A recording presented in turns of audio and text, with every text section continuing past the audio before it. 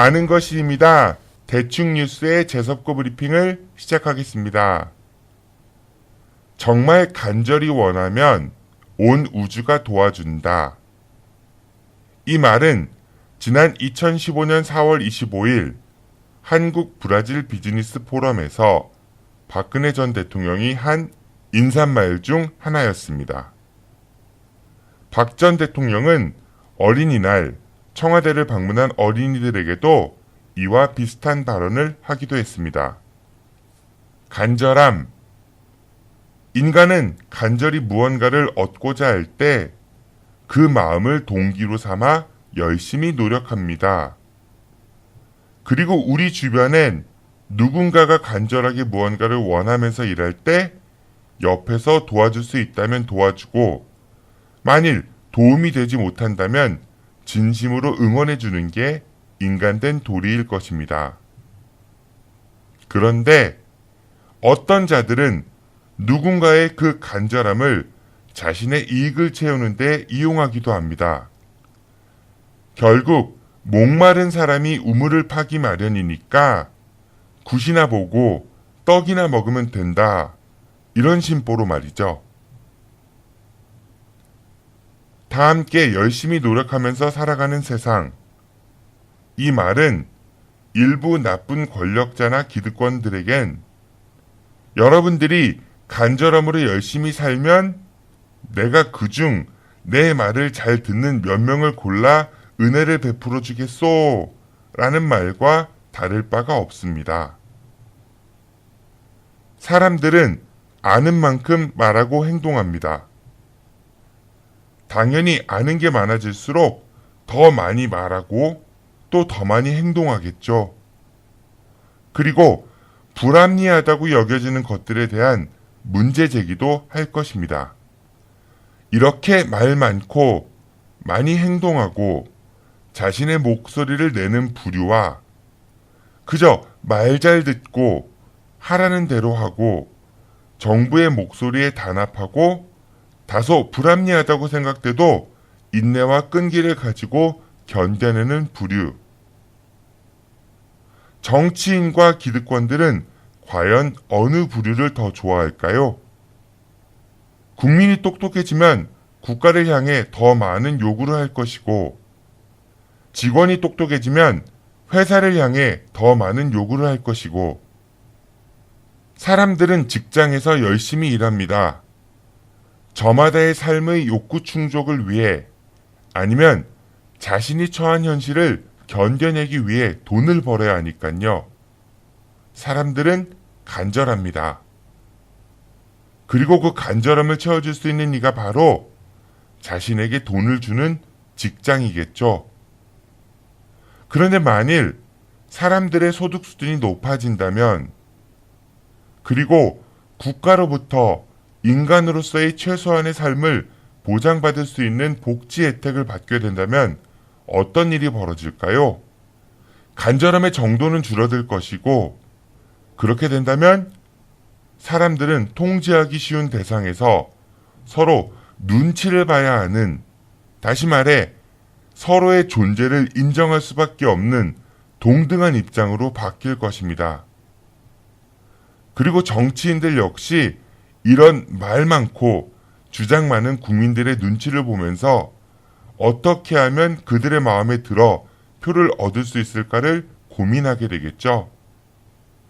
즉, 말뿐이 아닌 진정으로 국민이 주인인 세상이 될 수 있을 것입니다. 문재인 정부에서 추진하고 있는 소득주도 성장. 비록 아직 우리에겐 넘어야 할 산들이 많지만 한 번쯤은 생각해 볼 우리 사회가 나가야 할 커다란 방향인 것 같습니다.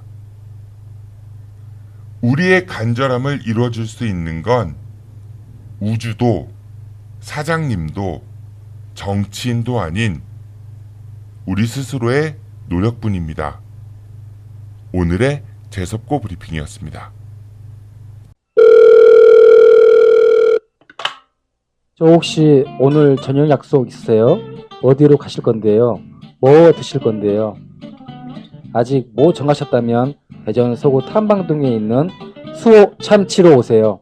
수호 참치는 합리적인 가격에 정말 고급진 참치 부위만 엄선해서 손님들께 대접해드립니다. 일식, 한식, 중식, 그리고 그 어렵다는 복요리 조리사 자격증 갖춘 참치 인생 20년, 저 문수호만 믿고 와주세요. 팟캐스트 듣고 오셨다고 하시면 특별 서비스도 드리겠습니다. 와주시는 손님분들 감동하실 때까지, 참치로 배 터질 때까지 정성껏 모시겠습니다. 대전 서구 탐방동 먹적골목에 있는 수호 참치, 예약 문의 042-485-1311. 이상 남길 만큼만 남기고 모조리 퍼주겠다는 신념으로 똘똘 뭉친 수호 참치 사장 문수호였습니다. 고맙습니다.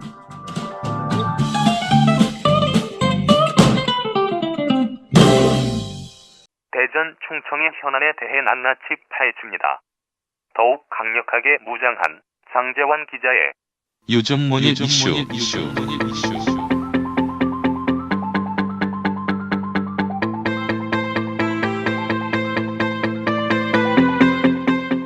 대전 충청 지역 최고의 언론인, 구속을 두려워하지 않는 고독한 독설가 오마이뉴스 장재환 기자가 가장 핫한 이슈를 골라 이슈 당사자와 함께 직접 이야기합니다.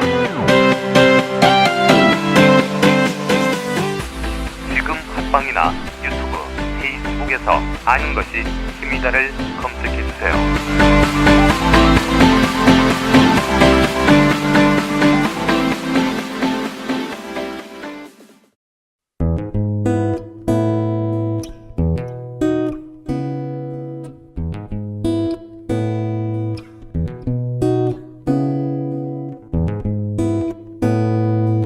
매주 화요일 2부는 우리 지역의 정치와 언론에 대해 이야기하는 시간이죠. 오늘도 역시 신개념 모바일 언론이라고 강력하게 주장하고 계시는 다른 시각의 장길문 편집국장 나오셨습니다. 국장님 안녕하세요. 네, 안녕하세요. 네, 그 인터넷 방송 준비 잘 되세요? 뭐 지금 열심히 준비하고 있습니다. 네, 저희 채널 하나 주시는 거죠? 아이 뭐 예. 이게 좀 준비하는 게 잘 되면 네. 뭐 채널 하나 드리는 거 뭐 그게 어렵겠습니까? 아, 네. 아, 그럼 제가 다른 시작에 그 방송 보도 뭐 편성국장 이런 거 되는 거 아니에요? 아, 뭐 제자리를 탐내셔도 괜찮습니다. 예, 알겠습니다. 그 어제가 6.25였어요. 네, 혹시 그렇습니다. 국장님은 어제 어떤 일을 하셨습니까? 6.25가 일요일에 발발했죠. 1950년 그쵸? 그렇죠. 네, 새벽 4시 뭐 우리 어릴 때. 이번 어제가 67주년 네네. 이렇게 됐더라고요. 뭐 딱히 뭐 특별히 한 거는 없고요. 태극기만 달았습니다. 어제 이제 저는 그 KBS에서 그 6.25 관련 특집 다큐멘터리 운명의 6시간이라는 프로그램을 잠깐 봤었는데 그 오산 전투 현장을 가다 뭐 이런 소주제로 이제 방송이 있었었거든요. 네. 거기에 이제 멘트 중에 이런 게 있었어요. 동맹국의 자유를 위해서 희생한 미군들 그리고 이제 백인엽 장군 뭐 이런 이야기가 좀 나왔어요. 예. 그래서 우리가 언론이 이제는 정권도 새 정부가 들어오고 언론 적폐 관련해서 이제 여러 이야기들이 있는데 KBS의 논조를 보면서 저는 아직도 좀 그러니까 갈 길이 멀었다 이런 생각이 들더라고요. 그러니까 백인엽 장군 같은 경우는 혹시 들어보셨나요? 그 백선엽 장군 동생이라고. 네, 맞습니다. 예. 친동생이고요. 이분이 예. 그 6.25 전쟁 당시에 국군 그 지휘관을 했었고요. 그리고 휴전 이후에는 육군본부 기획관리 참모국장, 뭐 육군 중장으로 예편했으니까 별 네, 3개인 장군이신데 이분을 좀 살펴보니까 일본 메이지 대학에서 이제 경제학을 전공하셨어요. 아, 예. 그리고 이제 일본 육군 항공학교 출신이시고요. 그 대한민국 군사 영어학교 1기이십니다. 그러니까 훌륭하신 분이시죠. 네. 형제가 뭐 우리나라 예, 육군의 뭐 큰 틀을 네. 남겼다고 해야 될까요? 그리고 이제 이분은 예, 교육자 출신이시기도 네, 네. 해요. 네, 선인학원의 설립자이고 이사장을 역임을 하셨는데 선인학원은 제일 유명한 학교가 인천대학교가 이제 선인학원의 소속이고요.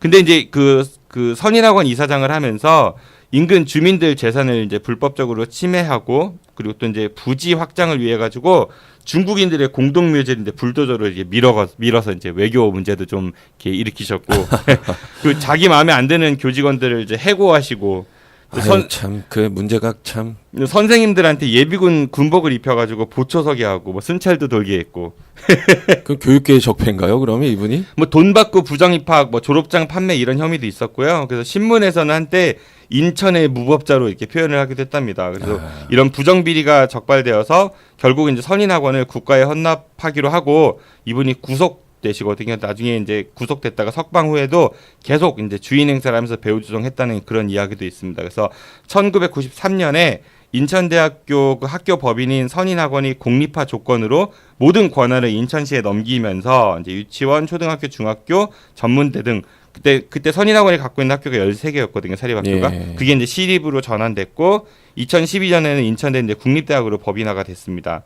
그래서 근데 이제 이분이 그 학원을 설립하고 2년 만에 교육부 감사를 받았는데 그 당시 이제 선인학원 소속의 16개 학교에 무려 9,900여 명을 불법으로 편입학 시켰습니다. 그리고 공금으로 7억 5천여만 원을 횡령한 사실이 적발되어 가지고 징역 3년의 실형을 선고받기도 하셨던 아주 훌륭하신 분입니다.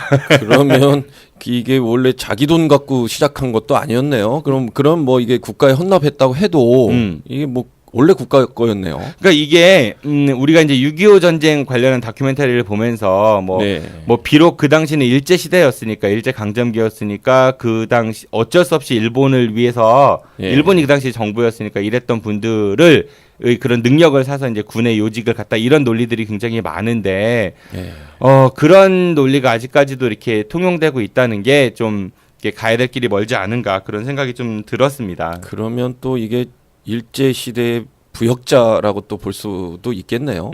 뭐 그렇게 생각해 볼 수도 있겠죠. 그러니까 지금 제가 열거해드리는 사실은 그냥 말 그대로 있었던 일들 그리고 관련해 갖고 이제 처벌받은 일들에 대해서 설명을 드렸던 거고요. 그리고 다른 시각에서 또 모건대학교 그 이순철 교수라는 분을 이제 인터뷰를 하셨던 이야기를 들었습니다. 예, 저번 주에 그 이순철 교수, 해직 교수님이시죠? 예, 그분 인터뷰를 쭉 했습니다. 야구하셨던 분은 아니시죠? 예, 야구하셨던 분은 아니시고요. 이분은 25년 동안 해고 복직 투쟁을 하셨던 분입니다. 예, 그럼 이 모건대에 이런 분이 계셨나 아마 잘 모르셨을 거예요. 그 모건대학교는 저는 딱 떠오르는 이미지가 굉장히 학교에서 내 분쟁이 많았다고 해야 되나? 예전에 총장실 점거하고 뭐 삭발시키고 이런 것도 많았었던 걸로 기억이 나요. 그런 것들이 있었고 이 모건대학교 같은 경우는 지금도 거의 재정 파탄 위기에 놓여져 있는 학교죠. 그러니까 학교 재단 주인 이사장이죠. 그 감리학원인데 교회. 그분들이 이제 자기 돈이 투입이 안 된 학교 이사장을 맡다 보니까 이런저런 착복을 했다고 해야 될까요? 뭐 이런저런 쪽으로 그런 행위들을 많이 해서 학교 자체가 거의 지금 굉장히 큰 위기에 처해져 있습니다.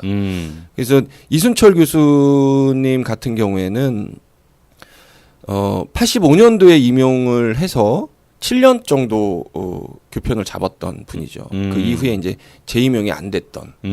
그래서 25년 동안 쭉 소송과 현재 지금도 소송을 계속 이어가고 있는 분입니다.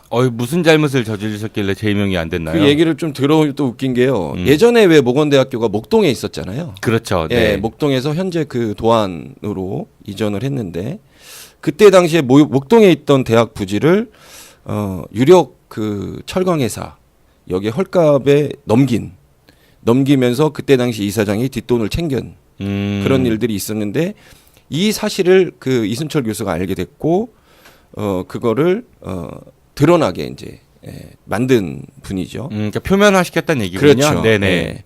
그러면서 그 막 혼자 막 백방으로 뛰어다니면서 이분이 그 학교의 이사장과 그 철강회사의 그 밀약을 캤었죠. 근데 결국은 학교 측에 큰 이득을 남겼습니다. 그때 이 이순철 교수가 캐서 그런 밀약이나 이런 것들을 드러나게 해서 결국은 그 철강회사에 넘기지 않게 됐죠. 그래서 학교 측엔 큰 이익을 안겼지만 그러니까 더 많은 돈을 받고 팔아서 이익이 남았다 이런 얘기인 거죠? 뭐 그거까지는 뭐 제가 정확하게는 모르겠지만 어쨌든 학교 측에 큰 이익을 남겼는데 결국 돌아온 것은 재임용 탈락. 예. 그래서 이분은 그때부터 재야 사회 운동도 좀 많이 하셨고 계속 소송으로 지금까지도 소송전을 펼치고 있는 분입니다. 얘기를 들어봤더니 100몇 건의 소송을 지금까지 했었다고 얘기를 하시더라고요. 그래서 학교 비리를 폭로한 다음에 결국 돌아온 것은 해고였습니다. 그래서 사립학교법에 의해서 재임용 탈락했던 교수들을 모아서 이분들이 그 억울한 것들, 재임용 탈락한 사유 이런 것들을 해서 그분들을 모아서 그 특별법 제정을 만들기 위해서 이분이 굉장히 앞장을 섰던 분이죠. 그래서 결국 재임용 탈락이 무효 결정을 이끌어냈습니다. 이분이. 그래서 그럼 재임용이 되셨나요, 이제? 재임용이 됐어야 되는데 네. 재임용이 결국은 되지를 못했죠. 그래서 이제 그 기간 동안 해고됐던 기간 동안 손해배상금, 뭐 이자료 이런 것들이 있잖아요. 네. 이제 이런 것들을 그때 금액을 7억 얼마 정도를 받았다고 하더라고요. 근데 이제 이분이 문제를 제기한 것은 그 손해배상금하고 위자료를 재단이 보유하고 있는 그 돈에서 줬어야 되는데 네. 교비에서 받았다는 겁니다. 아. 그래서 그 교비에서 받았다는 것은 횡령에 해당이 되는 거거든요. 적절한 쓰임이 아니니까. 그렇죠. 네. 교비는 등록금 그리고 국가 보조금으로 구성돼 있는데 이거는 교육용 물품 구입이나 뭐 그 교직원 인건비, 학생들을 위한 직접적인 목적을 위해서 사용되어야 되는데 그걸 손해배상금 위자료를 교비에서 받았다는 겁니다. 그러니까 몇몇 대학의 총장들이 가령 이제 자기 관련 개인 송사를 학교 비용으로 그 변호사 비용을 댔다가 횡령 혐의로 이렇게 처벌받는 그게 이제 다 횡령입니다. 비슷하게 생각해 보면 되겠네요. 예. 그래서 이분은 또 그 모건대 관계자들을 업무상 횡령과 배임 혐의로 검찰에 고발을 했죠. 그래서 지금 그때 피고발인을 보면 그 박영태 이사장 그리고 전 모건대 총장이었죠. 김원배 총장. 우리 그 언론부 역장에 나오시는 분. 지금 방통위 이사고요. 네. 그분하고 그분들을 포함해서 4명 정도를 고발을 했죠. 근데 지금도 이분은 그 소송을 위해서 지금도 열심히 싸우고 계시고요. 근데 이분 얘기를 들어봤더니 25년 넘게 소송을 하고 있고 그래서 모건대 꼭 강단에 꼭 돌아가고 싶으시지 않으시냐라고 여쭤봤더니 이제 지금은 이제 연세가 이제 좀 많이 되셔서 이분 이제 70 정도 되셨으니까요. 이제 뭐 정년의 나이도 이제 돌아갔고 근데 모건대 강단에 하루라도는 한번 서보고 싶다라는 또 소망을 내비치셨어요. 그럼 이유가 뭐냐? 모건대를 사랑하시는 거냐라고 물어봤더니 모건대를 사랑하는 게 아니고 모건대를 다녔던 학생 그리고 지금 다니고 있는 그 재학생들 이분들이 제대로 공부를 할 수 있는 그 이분 제자들 학생들을 사랑하는 것이다라는 또 큰 말씀을 또 남기셨어요. 그래서 이분이 지금 그동안 싸워왔던 것들과 앞으로 싸워야 될 것들은 교육계 적폐죠. 모건대가 다시 재탄생할 수 있는 그런 이유로 싸우고 있는 거기 때문에 이분이 말씀하시는 것들을 들어보면 가슴이 아픈 그리고 모건대가 또 지역의 사립대 중에는 또 역사도 있고 그래서 좀 모건대가 좀 제대로 설 수 있는 그런 기회가 좀 됐으면 하는 게 바람입니다. 사실 우리 사회에서 이 내부 고발자 관련해 가지고 내부 고발자들을 보호하는 그런 장치와 그다음에 사회적 인식이 좀 필요한데 네. 그런 게 아직 부족해서 뭐 이번에 그 박근혜 최순실 국정농단 관련해서도 그 노승일 K스포츠재단 그 부장 같은 경우도 많은 고충을 겪고 있다고 하더라고요.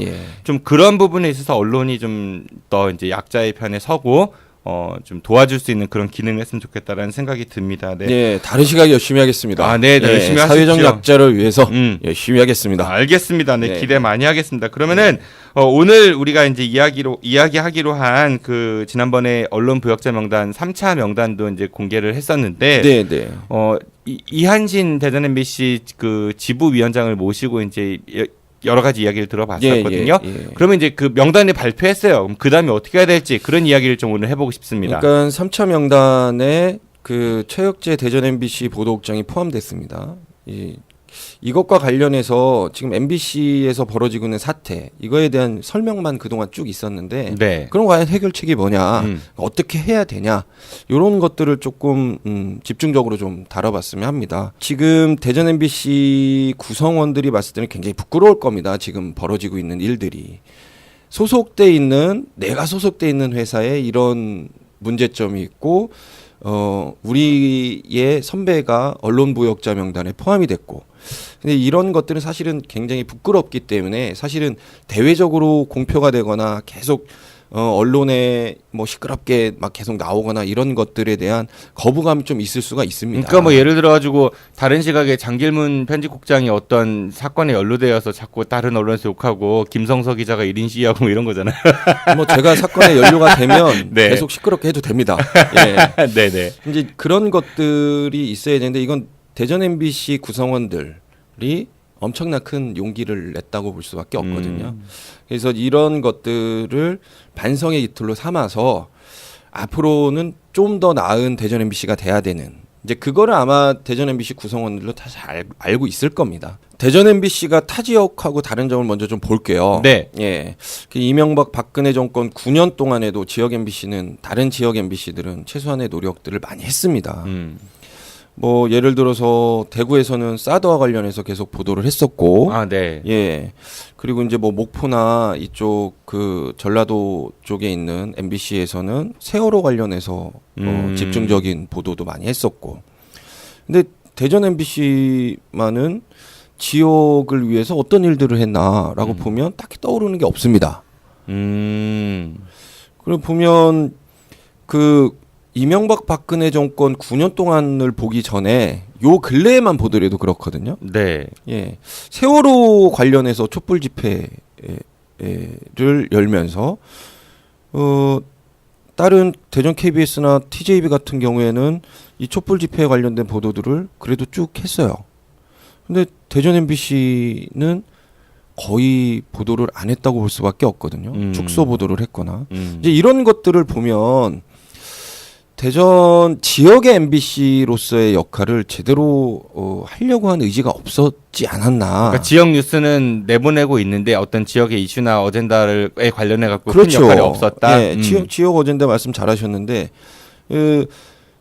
지역의 문제점이 뭐고 이런 것들을 방송이나 언론은 쭉 끌어줘야 되거든요. 네. 근데 이런 것들을 끌어주지는 못할 망정 현재 상황 자체도 제대로 보도를 안 했다. 그래서 사실은 잘 공감이 안 가는 게 예. 안 봐서 그런 것 같아요. 대전 MBC 뉴스를 거의 안 봐서 그런 이게 것 같아요. 이제 그 안 보게 되더라고. 서울 MBC만 보더라도 똑같습니다. 서울 MBC 뉴스 예, 잘 안 보게 되더라고. 그래서 지금 이진숙 사장이 15년에 취임을 했는데요. 취임을 한 이후를 이렇게 보면 그런 일들이 좀 너무 지나치게 좀 편중돼서 보도도 자체 안 하고 축소 보도하고. 그러니까 전반적으로 봤을 때 이진숙 사장 취임 이후부터 지역 어젠다에 대한 보도가 거의 그렇죠. 많이 그러니까 현저하게 줄었다. 그렇죠. 예. 그러니까 지역 방송인데도 불구하고 특히 지역 시민사회단체나 뭐 NGO, 뭐 노조 뭐 이런 관련된 보도는 단 한 건도 보도가 되지 않았습니다. 그럼 주로 어떤 보도가 있었나요? 그 외의 보도들은 다 됐다고 보시면 될 겁니다. 그 외의 보도가 예, 뭐가요? 예. 날씨? 그러니까 뉴스데스크 그 유명한 뉴스데스크에서도 이런 보도들을 거의 뭐 보도를 하지 않았다. 사실 MBC 하면 카메라 출동부터 해갖고 굉장히 좀 뭐랄까 뉴스에서는 앞선 뉴스를 많이 했었었는데. 그렇죠. 그러니까 이진숙 사장이 취임한 이후에 지역 어젠다가 이제 좀 소홀해졌다 이런 문제점들이 있는 거고 그 다음에 또 어떤 문제들이 있는 거죠? 네, 이제 그 문제들의 핵심을 보면 결국은 지배구조 문제. 라고 볼 수밖에 없거든요. 보통 지역 MBC들은 서울에서 인사권을 갖고 있는 51% 뭐 이렇게 제가 알고 있는데. 그러니까 대전 MBC의 대주주는 서울 MBC입니다. 네. 그러니까 서울 MBC의 또 대주주는 박문진. 네, 그렇죠. 이라고 그 공적 법인이죠. 네. 그거라고 보고, 그러니까 서울 MBC에서 인사 적폐가 생기니까 적폐가 아니고 적체죠. 네. 인사 적체가 생기니까 그 인사 적체를 해소하기 위해서 지역 MBC들로 이렇게 사람을 보내는 거죠. 이제 그렇게 하다 보니까 대전 MBC에서는 대전 MBC 출신 중에서는 단 한 명도 대전 MBC 사장을 못했던 거죠. 그러니까 다른 지역 MBC들은 그동안 반발을 쭉 했었죠. 왜 자꾸 서울에서 낙하산처럼 낙하산으로 내려오냐? 이렇게 내려보내느냐. 근데 대전 MBC 그 이한신 지부장이랑도 얘기를 해보고 구성원들이랑 얘기를 해봐도 이게 스스로 그런 목소리를 내지 못했다. 그래서 단 한 번도 대전 MBC가 서울에서 내려보내는 낙하산 인사나 낙하산 사장 뭐 이런 것들에 대해서 반발을 못했다라고 얘기를 합니다. 그래서 이번에는 좀 달리 한번 해보자. 그래서 목소리를 내기 시작한 거죠. 그러니까 서울 MBC 사장이 그럼 지역 MBC로 내려와서 문제점이 뭐냐? 지역에 대한 비전을 세우고 개선을 해야 될 필요성이 있는데 그런 의지가 전혀 없다라는 겁니다. 지역에 대해서 지역 현안에 대해 잘 모를 수도 그렇죠. 있고. 그냥 뭐 자리를 지키기 위해서 아니면은 뭐 점령군처럼 와서 니들 왜 이렇게 촌스러워 서울은 이런데 이러면서 나를 따르라 뭐 이런 정도로 분위기를 몰아갈 수도 있을 것 같고. 나를 따르라라고 하는 예, 뭐 그런 목소리라도 크게 막 내거나 이랬으면 뭐 그것도 뭐 문제긴 하지만 그러니까 그냥 자리를 지키기 위해 왔다가 임기 채우고 가고 뭐 이런 인식들이 좀 컸었던 거죠. 그러니까 그런 것들 때문에 내부 식민지라는 말도 나오기도 했고 나오고 있고. 그러니까 그런 구조상의 문제점들을 해결을 해야 된다. 그래서 그 중에서 가장 중요한 문제는 자사 출신 사장을 배출을 해야 된다. 그러니까 대전 MBC는 대전 지역에서 일했던 분 중에 올라가시는 게 좋다. 그렇죠. 그래서 그래야지만 지역의 문제점들이 뭔지 이해도 하고 지역과 서로 소통을 하고 이제 그런 것들이 필요해야지만 지역 MBC가 발전할 수 있다.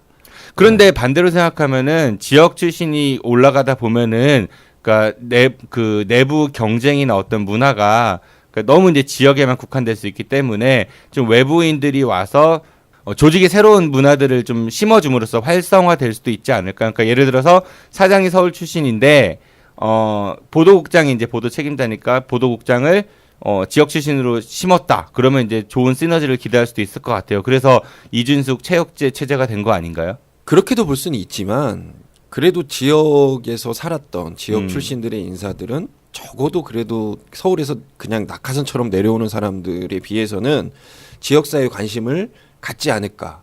그리고 지역과 소통해야 되는 인식을 조금 더 이 지역에 대한 이해도가 없는 사람들보다는 낫지 않을까라는 것들. 그 말씀도 저는 합니다. 뭐 동의는 하지만은 반드시 그래야 될 필요성에 대해서는 좀 물음표는 있고요. 근데 단 한 그러니까 번도 최혁재 국장이 이진숙 사장과 잘 호흡이 맞아서 지역 현안에 대해서 좀 더 사장한테 많이 권고하고 그리고 지역 이슈들에 대해 많이 보도하는 그런 지침들을 좀 만들었으면 좋았을 텐데 그게 안 돼가지고 이 더 큰 문제가 된 거 아닌가요? 그러니까 서울에서 내려오는 사장들이 이제 지역에 딱 내려와서 처음에 할 수 있는 것들이 지역에 대해서 이 문화도 모르고 조직도 잘 모르잖아요. 그러니까 내 앞에 줄 서라 이거밖에 시킬 수가 없습니다. 그러니까 또 거기에 지역에 있는 간부들 몇 명은 또 줄을 쓸 수밖에 없고 그렇다고 이 내려온 사장의 눈밖에 날 수는 없고 이 사장의 뜻한 대로 그 명을 받아서 열심히 이 사장의 뜻을 그러니까 잘 따라줘야죠. 그러니까 그 지역 MBC의 구성원들이 그런 걸 좀 더 끊임없이 건의하고 네네. 많이 노력하고 그랬어야 되는데 물론 노력하셨겠지만 지금도 그 노력의 일환이겠지만은 그러한 과정들이 이렇게 세지 않다가 이제 그러니까 그런 징계들이 오고 하면서부터 좀 더 터진 게 아닌가 그런 생각도 들어요. 서두에서 말씀드렸다시피 그런 노력들이 다른 지역 MBC들에 비해서 없었다라는 거죠. 그러니까 그 노력이 이런 것들도 없었고. 그러니까 그 노력을 안 했다는 거에 책임은 비단 뭐 사장과 그 보도국장뿐만 아니라 그렇죠. 지금 구성원들한테도 있다라는 거를 저는 그러니까 지적을 해보고 싶은 겁니다. 지금이라도 의의를 삼고 싶은 게 지금이라도 대전 MBC 늦었지만, 구성원들이 반성하고 앞으로 발전을 해야 되는 그런 필요성을 느끼고 있기 때문에 그래서 이런 활동들을 시작을 하신다. 그렇죠. 예. 그럼 반성을 위해서 그분들은 어떠한 희생을 감수를 하시는지 또 한번 물어보고 싶기는 해요. 일단 출발은 대전 MBC 구성원들의 반성에서 출발을 하는 게 맞고 지금 네. 현재 반성을 하고 있기 때문에 여기에 이제 좀 응원을 해주고 싶은 건데 구성원들도 잘못을 많이 했죠. 그러니까 실질적으로 보면은 지금 이진수 사장이 문제가 있다라는 거는 많은 분들이 공감을 하시는 것 같아요. 저도 공감을 하고 있습니다. 그런데 이진숙 사장, 그 최혁재 보도국장이 오기 전에 대전 MBC는 그럼 과연 어땠는가? 정말 시민들을 위한 그런 언론이었고 시민들과 함께하는 그런 기자들이었던가에 대해서는 저는 물음표가 있습니다. 저도 시민의 한 사람으로서 과연 그분들이 그랬나에 대해서는 쉽게 이렇게 그렇다라고 말씀드리기가 쉽지 않습니다. 그러니까 MBC 뉴스가 무너진 것과 거의 그 지역 MBC도 마찬가지라고 보면 될 겁니다. 근데 이제 지역 구성원들이 그동안 잘했냐 못했냐 뭐 이런 거를 따지기 전에 그 과거의 잘못은 과거의 잘못으로 그냥 좀 돌렸으면 좋겠고요. 그렇다고 해서 제가 대전 MBC 구성원들을 적극 옹호하거나 뭐 그런 건 아닙니다. 지금 옹호하고 계세요. 네, 지금이라도 지금 대전 MBC 구성원들이 지금이라도 이렇게 들고 일어났다는 자체만 보더라도 희망은 좀 있다라고 보고 싶고요. 그러니까 늦었을 때가 가장 빠른 거라는 것도 충분히 인정하고 공감을 네, 합니다. 네. 그런데 다 같이 어떤 잘못을 했다라고 하면은, 그러니까 제가 지적하는 거는 대전 MBC가 이진수 사장이 오기 전, 그럼 이명박 박근혜 정권이 들어오기 전에는 과연 시민들과 공감하고 호흡하는 그런 언론이었는가에 대해서 한번 생각해보자라는 거죠. 그래서 그렇죠, 이제 뭐 본인들이 이제 우리도 잘못한 걸 인정한다, 늦었지만 지금부터라도 목소리를 내고 반성한다, 이런 말씀들도 좋은데, 반성을 한다라고 하면은 뭔가 그거에 따르는, 그러니까 우리는 이런 거를 내려놓고 앞으로는 어떻게 하겠다, 이런 얘기들도 있어야 되는데, 지금 구도는 보면은 이진숙 체육제만 물러가면은 MBC는 다시 정상화가 돼서 시민들 품으로 돌아간다, 이렇게 말씀을 주시거든요. 근데 이진숙 체육제가 오기 전에는 과연 시민의 품이었는가, 이거는 솔직히 제가 물음표라는 거죠. 그렇죠. 이제 지지난 정권 이명박 박근혜 정권 이전만 보더라도 그래도 대전 MBC, 그러니까 뭐 전국에 있는 MBC도 마찬가지였죠. 그때 당시만 하더라도 우리가 뉴스를 볼 때 MBC 뉴스를 먼저 봤거든요. 시청률도 굉장히 높았고. 그거는 서울 그러니까 MBC 뉴스 시청률이 좋아서 딸려본 거 아니에요? 일부러 대전 MBC, 뭐 예를 들어 서울 KBS 9시 뉴스를 보다가 예. 대전 MBC 뉴스 시작할 때 돌리진 않았을 거예요. 물론 냉정하게 얘기하면은. 냉정하게 얘기하면 저 뭐 그럴 MBC 수 사랑합니다. 지금 예. 대전 MBC 싫어서 이렇게 말씀드리는 거 아닙니다. 네. 그러니까 뭐 이게 꼭 정권 탓으로만 돌리거나 뭐 이진숙 사장 탓으로만 돌릴 수만은 없죠. 이것도 구성원들도 그 과정을 겪으면서 아마 쌓여 있던 게 많았을 겁니다. 그래서 쌓여 있던 것도 많았다는 자체는 내가 스스로 떳떳하지 못하다라는 것과 똑같은 얘기니까, 이제 그동안의 과정들, 지금 현재 그럼 대전 MBC 구성원들이 뭘 내려놔야 되냐? 솔직히 내려놓을 거 없습니다. 근데 지금이라도 지금 들고 일어나서 싸우고 있다는 자체만으로도 우리는 그래도 대전 MBC를 앞으로 사랑해야 되지 않냐. 저는 사실은 그 말씀을 좀 드리고 싶고요. 그러니까 반성을 하고 내려놓고 이런 것들은 일단은 아마 구성원들 스스로도 찾아봐야 되겠죠. 그러니까 조금 더 멋진 그런 언론과 그다음에 지금 현재 이제 그 경영진 퇴진 관련한 운동을 위해서는 출발 명분이 이랬잖아요. 시민사회 단체들 그 이제 여러 군데가 연대해갖고 지금 1인 시위나 이런 것들을 하고 있는데, 그 사건이 촉발됐던 거는 이교선 기자를 비롯한 이제 뭐 감봉 조치 뭐 이런 것들이었잖아요. 그거는 이제 사례들이 이제 생기기 시작했던 거고요. 그게 이제 예. 촉발돼서, 그러니까 그동안 쭉 있었는데 그런 게 예. 이제 표면화로 되면서 빵 이제 스파크가 일어났던 것 같은데, 그런 것보다도 나한테 어떤 피해가 왔기 때문에 이게 적폐다라는 이제 그렇게 볼 수는 있지만 사실은 이게 이제 언론이나 이런 데 공론화가 되지 않았을 뿐이지, 그 사이에 대전 MBC 노조나 대전 MBC 구성원들이 전혀 목소리를 내지 않았다, 이거는 아닙니다. 그러니까 물론 하셨는데 어떤 조직이든 그런 이야기 안 하겠어요. 사실은. 물론 네. 그렇죠. 그래서 저 이게 자꾸 세게 말씀드린 이유가, 저 대전 MBC 너무 사랑하거든요. 이번 기회에 정말 시민의 품으로, 말뿐이 아니라 시민의 품으로 돌아갈 수 있는 그런 언론이 됐으면 좋겠어요. 그러기 위해서는 기자님들이 활동하실 때 취재도 열심히 하시고, 시민들 이야기도 더 많이 들어보시고, 주로 우리 지역에 뭐 대전 MBC뿐 아니라 기자님들 활동하시는 거 보면은 과연 얼마나 많은 시민들이 기자들을 편하게 생각하는지 사실 되게 어렵게 생각하는 사람들이 많습니다. 그리고 그러니까 뭔가 이야기를 들어주시는 분들보다 이야기를 하시려고 하고, 그러니까 이렇게 얘기하면 제가 기자님들한테 욕먹을 수는 있는데, 그게 느끼는 정서예요. 뭐 제가 이상한 놈일 수도 있겠지만은, 그러니까 그게 이제 그런 거를 먼저 MBC 기자님들이 해주시면 어떨까, 그런 생각이 듭니다. 그게 이제 대전 MBC만의 문제는 아니고요. 네. 기자들의 전체적으로 그 사고방식 자체가, 저도 대전일보에서 기자를 했었고 이후에 나와서 이제 지금 다른 시각에서 기자를 하고 있지만, 기자들의 문제는 사실 우리 문제를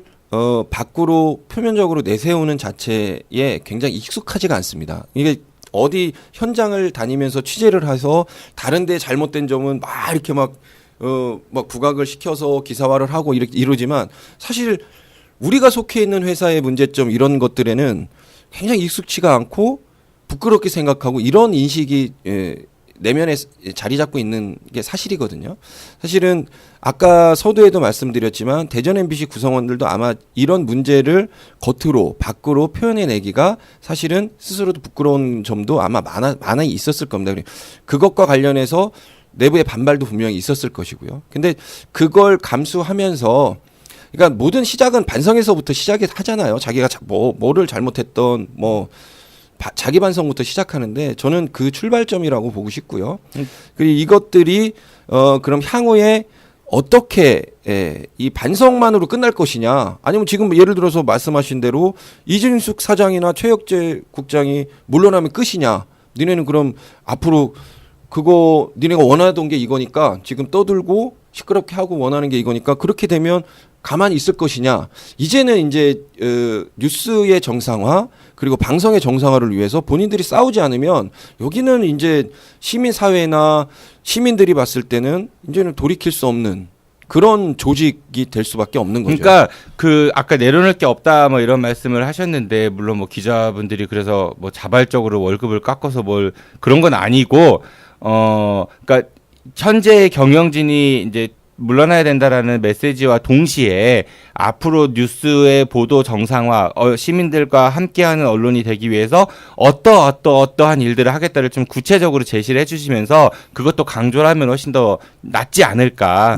그런 이제 바람이 있어서 이렇게 말씀을 드렸던 거예요. 향후에 대전 MBC의 발전 방향이나 이런 것들은 아마 스스로도 고민을 하고 있을 거예요. 대전 MBC 구성원들도. 그리고 이제 계속 그것들과 관련해서 시민사회단체나 이제 대전 지역 시민들, 그 충청권 시민들이 함께 공론화를 하고 서로 소통을 하면 대전 MBC가 이진숙 사장께 아니잖아요. 그리고 MBC 구성원들 것도 아닙니다. 이거는 대전 MBC는 공영방송이니까 공영방송이니까 공공의 것이지. 국민들의 것이고요. 시민들의 것이고. 그러니까 시민들과 함께 소통을 해서 문제점을 정확하게 분석을 해서 서로 발전을 할 수 있는 방향에 대해서 논의를 한다면 대전 MBC가 국민의 품으로 시민의 품으로 돌아오지 않을까. 이제 그런 생각 정말 그랬으면 좋겠어요. 오늘 같은 경우도 아침에 제가 대전에 이제 뭐 방송 뉴스를 이제 매일 아침 보는데 기사가 여러 개 이제 나왔습니다. 그런데 기자가 리포트하는 기사가 하나였어요. 그리고 나머지는 그 아나운서가 읽어주고 날씨 얘기 나오고 그리고 외부 그 분이 이제 뭐 객관 리포터 뭐 이런 식으로 해갖고 얘기해주고 그 기자들 되게 방송국에 많은 걸로 알고 있는데 뉴스 보면은 기자 리포트가 한두 개밖에 없거든요. 그렇죠. 이제 그것도 가장 큰 문제죠. 지금 뭐 대전 MBC 노조나 구성원들이 1인 시위를 하거나 뭐 기자회견을 하거나 이거 사실 시민들 모릅니다. 저도 많이 해봐서 아는데요. 그렇게 떠들고 언론에 나와도 관심 없습니다. 그것보다 훨씬 더 질 좋고 지역사회를 위한 보도가 나오는 게 시민들이 훨씬 더 대전 MBC를 인식할 수 있는 방법 중에 하나거든요. 이제 그것들을 위해서 구성원들이 노력을 해야 되겠죠. 이제 반성에서 시작을 했지만 이제는 스스로 반성을 한 거에서 벗어나서 이제 지역사회를 위해서 어떤 보도를 할 것이냐라는 것을 스스로 고민을 하고 그런 목소리 청취를 해야 되겠죠. 시민들이 뭘 원하고 있는지. 예를 들어서 촛불 집회가 있고 뭐 세월호 사건이 터졌을 때 보도를 안 한다. 뭐 안 할 수 있습니다. 자기 마음이니까. 그렇게 만약에 또다시 그런 것들이 반복이 된다면 이제는 지금 시청률 뭐 1% 2% 나오는 것들이 0점대로 뚝뚝 떨어질 겁니다. 본인들만 볼 수밖에 없는 뉴스나 방송이 되겠죠. 지역에 있는 시민사회단체나 시민들은 대전 MBC 구성원들이 향후 어떤 식으로 보도를 하고 방송을 하고 이런 것들이 주시를 하고 있을 겁니다. 물론 싸움은 싸움대로 하고 투쟁은 투쟁대로 하지만 적폐 세력들을 몰아내기 위해서 싸움을 하지만 스스로의 갈 길이 무엇인지 로드맵을 정해서 과연 지역사회에 어떻게 소통을 할 것이고 무엇을 줄 것이냐라는 거에 중점을 좀 둬야 되지 않을까. 있습니다. 네, 알겠습니다. 그 새롭게 출발한 문재인 정부가 좀 순항할 수 있도록 언론 환경도 좀 많이 개선이 됐으면 좋겠고요. 그리고 우리 지역의 대전 MBC를 포함한 모든 그 언론인들께서 이제는 그 오피니언 리더들이시니까 시민들의 이야기 그리고 우리 지역에서 어떤 어젠다들이 가장 시급하게 이루어져야 되는가, 권력 감시 이런 기능들에 좀 더 많은 역할을 했으면 좋겠다는 생각이 드네요. 저도 대전 MBC 기자들과 함께 그 투쟁의 전선에 섰다고 볼 수 있는데 네. 대전 MBC와 그리고 지역에 있는 기자들 그리고 지역에 있는 언론을 위해서 저도 미력하지만 그 역할을 위해서 최선을 다할 것이고요. 특히 아까 제일 처음에 말씀하셨던 사회적 약자들을 위해서 열심히 보도를 할 수 있는, 그래서 지역 사회와 소통할 수 있는 그런 보도를 하기 위해서 노력을 하겠습니다. 네, 마무리는 다른 시각을 홍보하시면서 마무리를 하셨고요. 네. 네, 국장님 오늘 나와주셔서 감사드리고요. 그 대전 MBC 사랑하시죠? 대전 MBC를 사랑하는 게 아니고 대전 MBC 구성원들을 사랑합니다. 예, 아까 고건대 교수님 말처럼 네네네. 예, 사랑하고 같이 현장에서 만나서 열심히 취재를 할 수 있는 그런 자리가 됐으면 좋겠습니다. 예, 저도 대전 MBC 구성원 여러분들 사랑합니다. 부디 힘내시고요. 그리고 그 힘의 원동력이 앞으로 시민의 품으로 돌아갈 대전 MBC에 대한 희망이라는 거 절대 잊지 마시고요. 네, 더욱더 스스로를 무겁게 채찍질하시면서 좋은 성과 거두시기를 바라겠습니다. 오늘 나와주셔서 감사드립니다, 국장님. 네, 감사합니다. 다음 주 화요일에 더 멋진 모습으로 뵙겠습니다. 안녕히 가십시오. 네, 알겠습니다. 내일은 아는 것입니다의 대표 프로그램이죠. 장재한 기자의 요즘 뭔일 이슈가 여러분들을 찾아갑니다. 내일 요즘 뭔일 이슈 시간에는 판내 민간인 학살에 대한 이야기와 오늘 거행된 피해자분들을 위한 위령제 소식 등을 전해드릴 건데요. 내일도 많은 청취 부탁드리겠습니다. 지금까지 진행의 정진호였습니다. 청취해서 고맙습니다. I'll be back.